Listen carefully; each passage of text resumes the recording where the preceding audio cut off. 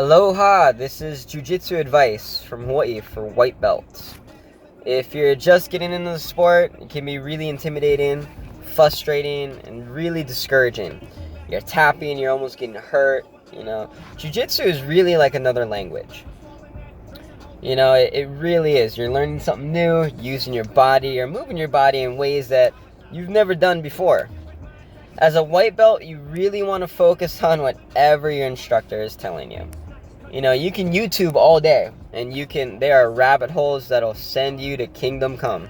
There's hundreds of moves, thousands. There's really, it's really endless. The sport's always growing. So if you look at a move and you're like, oh, I want to try something or learn more stuff, YouTube, it's good for just knowing about moves or maybe different things. But if you just spend hours on it, you'll lose your mind. There's a lot of things on there, and some easy, some complicated, but you'll understand how to do a lot of those things with just a little time on the mat. If you are first starting jiu-jitsu, you've been a white belt for a long time, this video is good for you. If you're a competitor, you're going to be a lot more different than just a hobbyist. A competitor is you're competing, your injuries, things of that nature. If you are trying to get to blue belt, white belt to blue is really not that hard.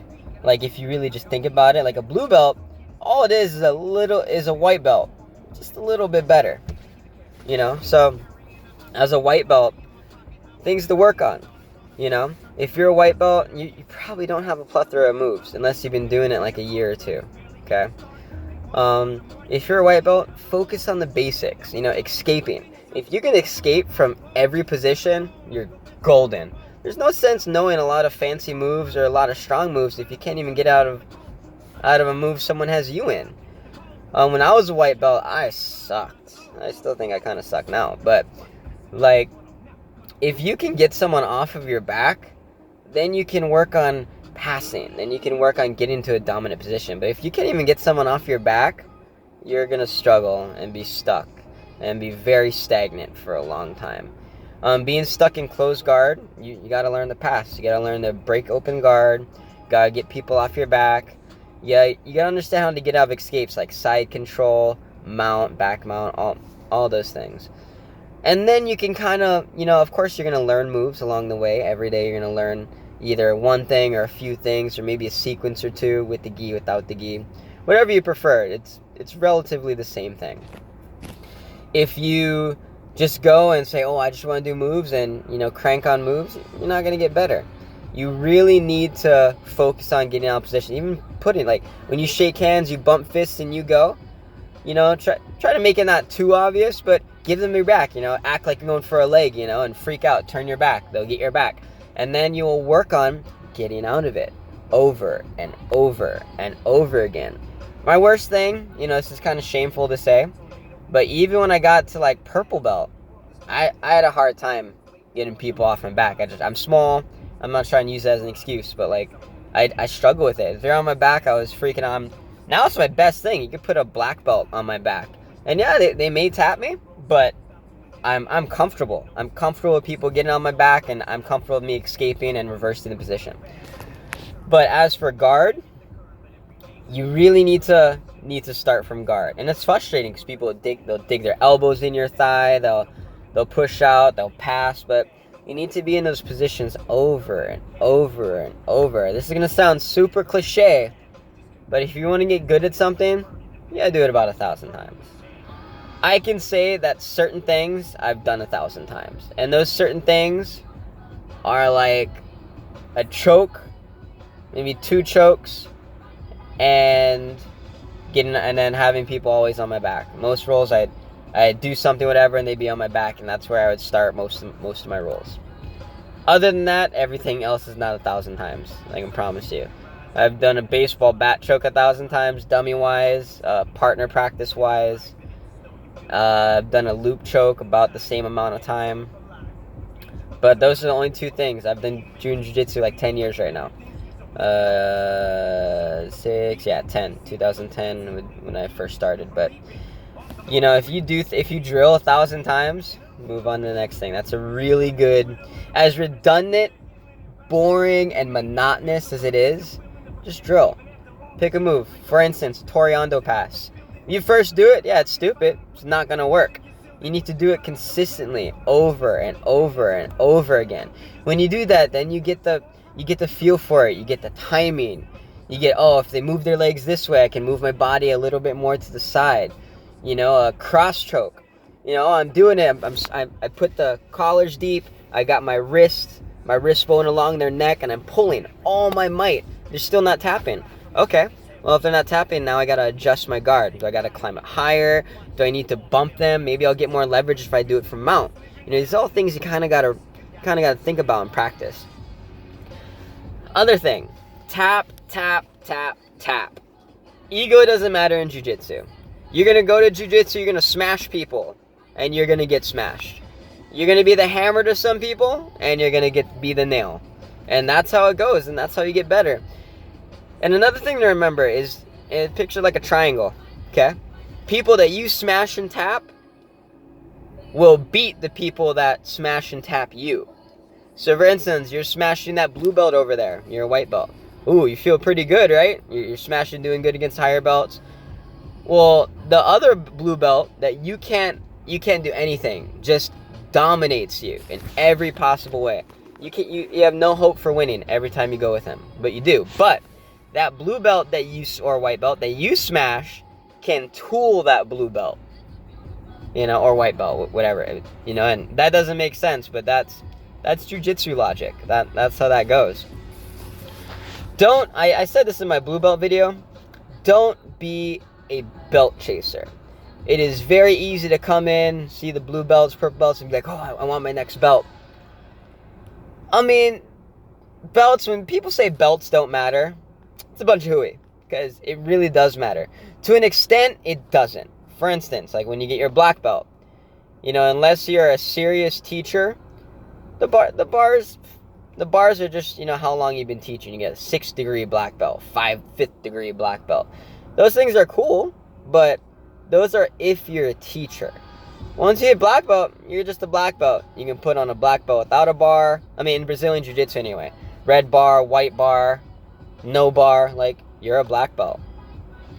As you get from white belt, blue belt, purple belt, brown belt to black belt, it's, you know, of course you want it, but you also want to be ready. You don't want to get a belt and not be ready. That happened to me at purple belt. I was smashing blue belt tournaments. I was doing really well. Got my purple belt. And I did not do as good as I was hoping I would do. I'm like, oh, I'm a purple belt. I'm at this level.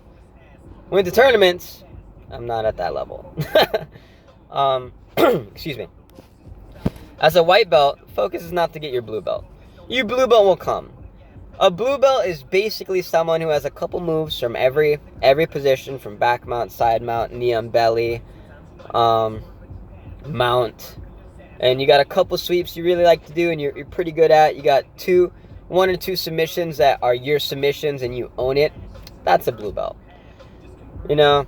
And if all you're going for is a belt, you know, it's not what jiu-jitsu is. You're going to go in, you're going to sub people, and you're going to get subbed. That's how it works. There's no middle ground. There's no, oh, can I just sub everyone a couple weeks and then no. You're going to lose. And it's good.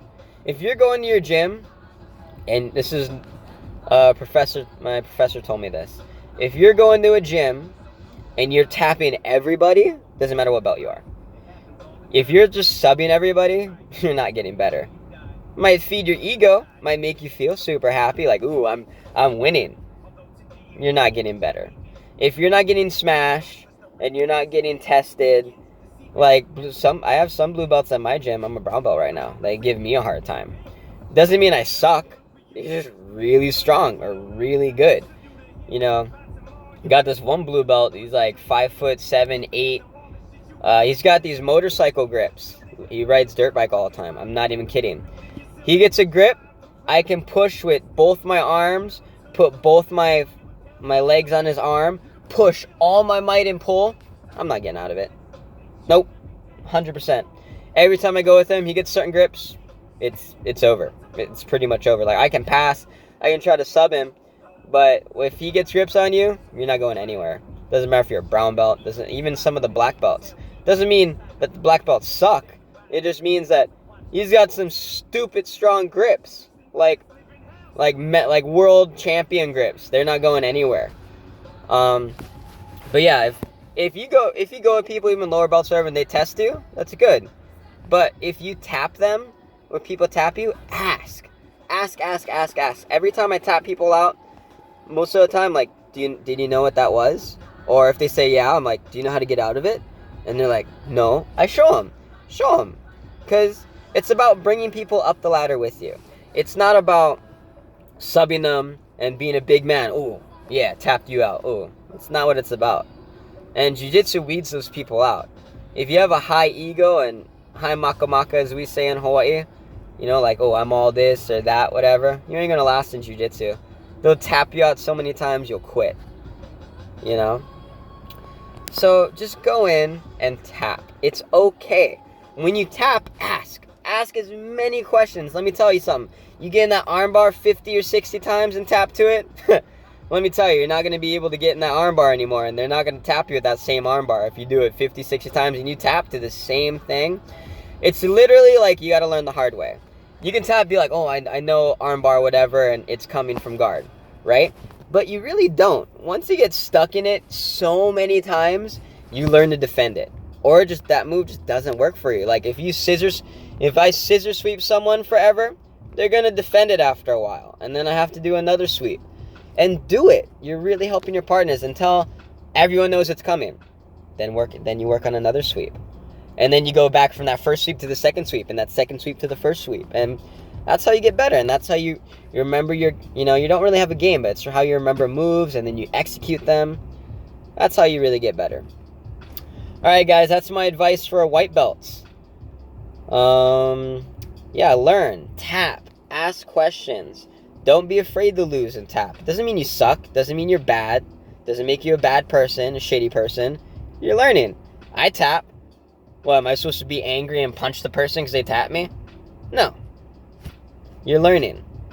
And if you have to tap, you tap. You get swept. Nobody's perfect, bro. Nobody's perfect. Alright? Tap plenty. Ask questions. Don't rip on submissions. Be a good training partner. And the most important thing, besides don't chase belts, have a positive attitude. Come in, wipe down the mats after practice. I'm a brown belt. I wipe down the mats. It's some schools like, oh, lower belts, wipe the mats. In reality, it should be I'm not saying the black belts should, but everybody should help, cleaning up the mats. It's a respect thing, I don't think, oh, you're a white belt, now you gotta clean up after everybody. No, I wipe the mats down too, I spray, But if you're gonna join jiu-jitsu, also, you gotta be with a team that's, comfortable. That's super nice, and the environment's good, and they're like family. If you can find a gym like that, you're golden. If it's all about money and, paying your dues, hey, don't forget to pay. If they even bring that up, multiple occasions, find another gym. It's not about the money. That's not what it's about. I'm not saying that you'll get people to train you for free, or legit schools, but I've gone to schools, bro, that every class, they'd be like, all right, guys, don't forget to pay your dues, yada, yada, get those dues in. It's not about, that's a McDojo. It's not about, yeah, you got to pay monthly. It's a service. You're learning something, right? But if you feel that's all they're wanting, oh, you paid these dues, you showed up X amount of classes, here's a new belt, quit. That's another thing. You don't want to go to a gym where you're just being given a belt. When you're getting your belt. 1 year and 2 months from now, I'm getting my blue belt. Because that's how many classes I'll be, and then at that Thursday in the afternoon, I'll be getting my blue belt. That's bad. Just because you get a blue belt that way, doesn't mean you're a blue belt. It doesn't mean you're good either. Okay, yeah, you showed up to classes. That doesn't mean you're good. You could be the worst in the class. Oh, yeah, he's not that good, but hey, he showed up to the required classes. Here's your new belt. That's bad. Never go to a gym like that. If you go to a gym where they don't hand anything out, and you earn it, that's a gym. Doesn't matter if you're a blue belt 5 years, purple at 6 years. I was purple at 6 years. If you go somewhere and you just get a belt because you do well against the instructors or do well against other belts, that's not a good gym. That doesn't make you better. That's a false sense of reality. Go somewhere you have to earn it. You know, no matter how many times you win, it doesn't mean you get a belt. Those are the best gyms because that don't make you better. And then when you get the next belt, then you know you are that belt.